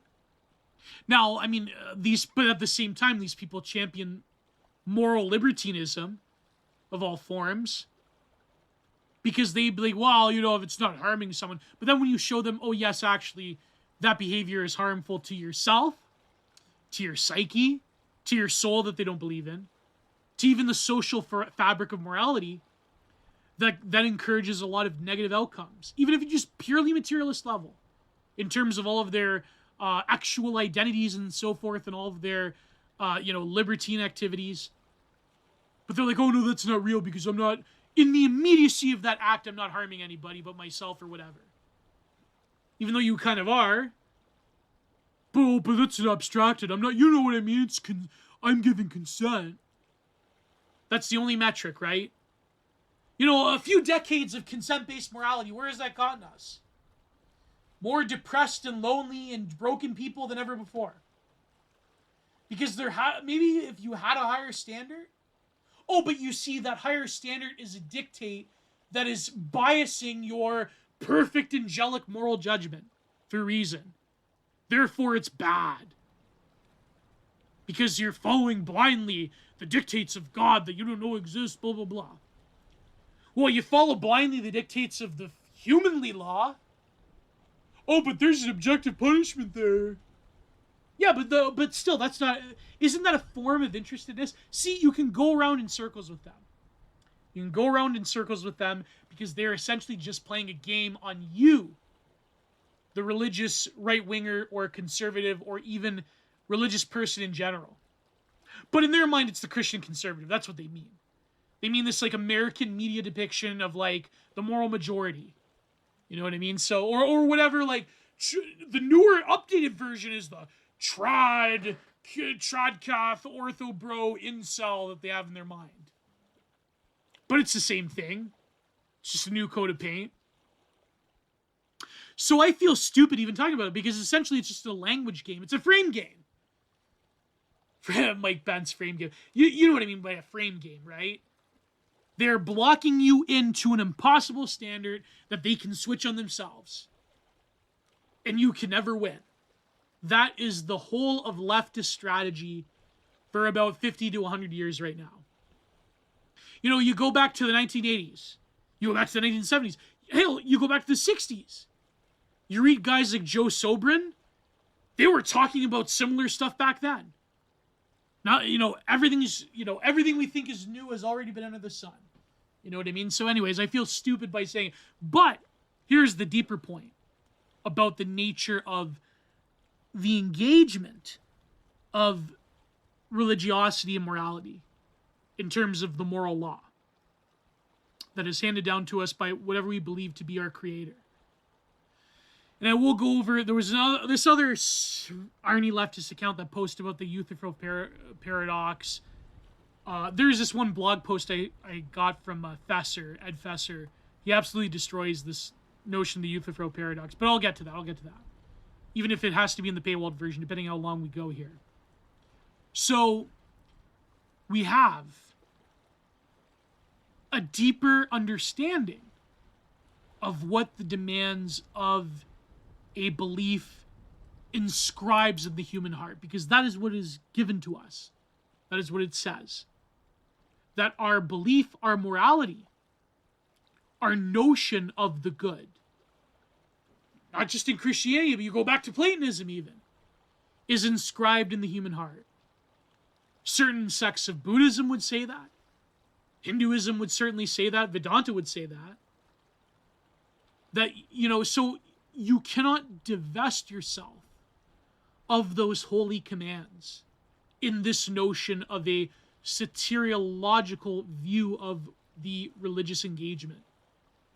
The element of salvation. Because what they believe is this blind process of like, oh, if I, put in my morality tokens, I'm going to get goodness coins or whatever. I'm going to get into heaven if I just do this. Like, listen, a lot of people around the world, yes, they may have that, very grug-brain view of religiosity. But on a deeper level, that's not really how it works, does it? A lot of people think Catholicism works that way as well. Because of this culture distortion. Look up who came up with that phrase. The culture distortion, the media culture distortion, the culture industry depiction of what Catholicism is in terms of forgiveness and confession and salvation. It doesn't really work that way. That if I just confess my sins, it's, In other words, repentance has to be written within one's conscience, within one's heart, within one's soul. It's not a get-out-of-jail-free card. But a lot of people have this very, I would say, materialistic and transactional view of religious morality as a whole. When in reality, the betterment of one's soul is a lifelong process. It is not simply a transactional thing. But of course, we live in the reign of quantity, right? Where everything is viewed as transactional. Which is very funny about these people freaking out at the tariffs, and I will talk about it with people either on the Cole Report or on Content Minded.